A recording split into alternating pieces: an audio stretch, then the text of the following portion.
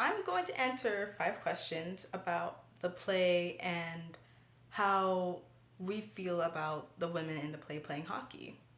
So, the first question is, would you say this play is empowering to women? I believe it was. At first, I was kind of confused on whether it was empowering or not, but I think it is. The men were surprised at first when they heard the news from Pierre that the women were starting their own hockey league, but throughout the play, they described the situation as like a revolution, and they even told it to Gazelle Nataways being crowned captain and even attended the games, which is really nice to see them supporting their wives. Okay, question 2. Would this play work if hockey was substituted for another sport? Explain my thinking. I don't think it would work if it was a different sport. Hockey in general is like a very special sport to Canada and is the sport that we created and we created the competition for. Native and other people in this country have grown to really love the sport.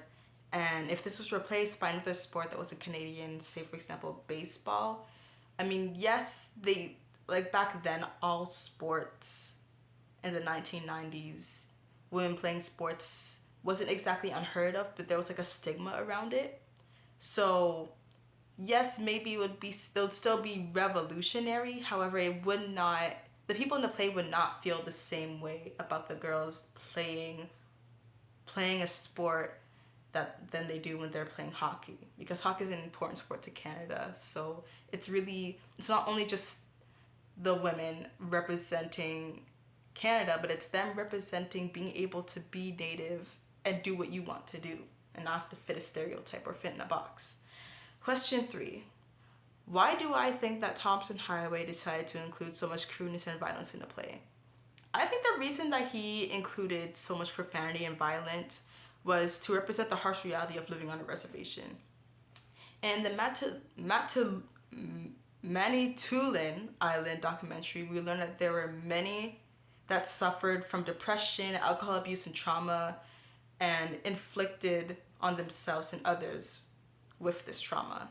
Sadly, this is the truth of reservation life, although it's not always sadness and depression, and many are finding outlets for their trauma, like holding powwows to represent their culture and teaching the younger generation tradition. 4. Before studying this play in this unit, how comfortable was I understanding Indigenous culture in Canada? Why do I think that I felt this way? I was very comfortable with my understanding of Indigenous culture in Canada, mostly because we cover this in history classes like all the time. In my 10th grade English course, though, we read the book Indian Horse by Richard Wagamese, a story about a man named Saul Indian Horse who talks about his life through the IRS system and the way that he coped after failing to make the Canadian Hockey League and falling into alcoholism and drug abuse. It was a very eye-opening story to me, and it made me feel better that society is beginning to understand that we cannot continue to sweep history under the rug, and in order to bring the truth to light, we have to work together as a society to make the world a better place. 5th and final question. How much of what I've learned from studying this play will be applicable to further study, i.e., will I be more adept to study Canadian history? The stuff that we covered in this play and in this unit altogether wasn't necessarily new to me. The things that we covered were interesting to learn about, yes, but it wasn't new. I'm not all that passionate about learning Canadian history. Don't get me wrong.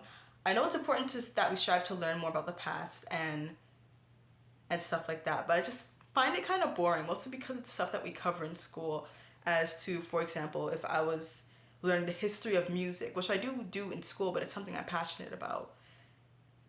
And it's also like reading books in English class.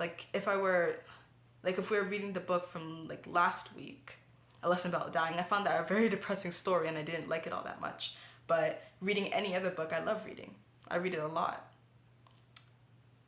This also applies to history and other things that I'm not passionate about. If I'm not passionate about it, I'm not really going to put interest into it. I'll do work, yes, if I have to, but I'm not going to be all that interested in doing it outside of school or outside of like a reason why I should. Okay, those are all 5 questions. I really like this play compared to A Lesson About Dying from last week. I found it entertaining, although it was kind of sad and kind of gruesome and misogynistic. It was a really fun, entertaining play to read.